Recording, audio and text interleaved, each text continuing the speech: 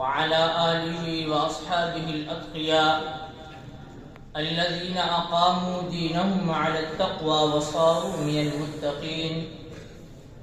أما بعد، فأعوذ بالله من الشيطان الرجيم. بسم الله الرحمن الرحيم. قال تبارك وتعالى: ولقد وصينا الذين أوتوا الكتاب من قبلكم وإياكم أن اتقوا الله. صدق الله العظيم. وعن أبي هريرة رضي الله عنه قال: سئل النبي صلى الله عليه وسلم: ما أكثر ما يدخل الجنة؟ قال: التقوى وحسن الخلق، أو كما قال النبي صلى الله عليه وسلم. سماحة رئيس الاحتفال وأساتذة البارعين وإخواني الطلبة الأعزة، السلام عليكم ورحمة الله وبركاته. إن من حسن حظي وسعادتي أن أقوم بين أيدي هذا الجمع الحاشد، وأسعد بالتحدث والمفاوضة حول الموضوع التقوى وأهميتها. أصحاب الفضيلة، من ينظر في كتاب الله تعالى يجد أن الله تعالى كما أوصى الأولين والآخرين بالتقوى فقد وصى هذه الأمة بالتقوى كثيرا. فقد أمرنا الله بلفظ اتقوا الله أو اتقوا ربكم أكثر من 60 مرة.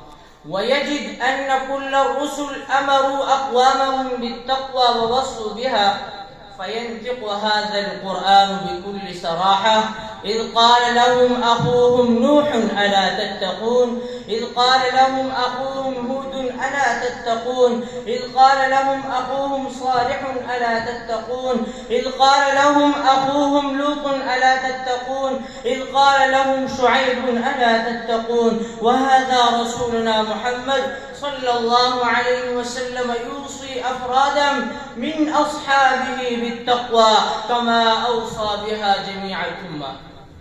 فلو كانت في العالم خصلة هي أصلح للعبد وأجمع للخير وأولى في الحال وأنجح في المآل لكان الله سبحانه أمر بها عباده وأوصى بها خواصا، لكن أوصى بهذه الخصلة واقتصر عليها، فعلمنا أن التقوى هي الغاية التي لا متجاوز عنها، وأنه عز وجل قد جمع كل نصح ودلالة وإرشاد وتأديب وتهذيب وتعليم في هذه الوصية الواحدة. ولقد أحسن القائل: إذا انتسب الناس كان التقي، بتقواه أفضل من ينتسب، ومن يتقي الله يكسب به من الحظ أفضل ما يكسب.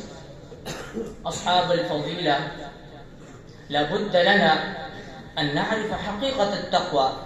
فحقيقة التقوى أن نعمل بطاعة الله رجاء لثوابه، وأن نترك معصية الله مخافة لعقابه. التقوى هي الخوف من الجليل، والعمل بالتنزيل، والقناعة بالقليل، والاستعداد ليوم الرحيل. التقوى هي سبب الانتفاع بالقرآن الكريم: ذلك الكتاب لا ريب فيه هدى للمتقين. التقوى تخبر الفوز بولاية الله: إن أولياؤه إلا المتقون. التقوى هي سبب محبة الله، فإن الله يحب المتقين. التقوى هي سبب معية الله، أن الله مع المتقين. التقوى هي سبب السلامة من الخوف والحزن، فمن اتقى وأصلح فلا خوف عليهم ولا هم يحزنون. وأخيرا أقول: إن التقوى أهم من الطعام والشراب واللباس الذي لا غنى للإنسان عنه. قال الله تعالى: وتزودوا فإن خير الزاد التقوى واتقون يا أولي الألباب.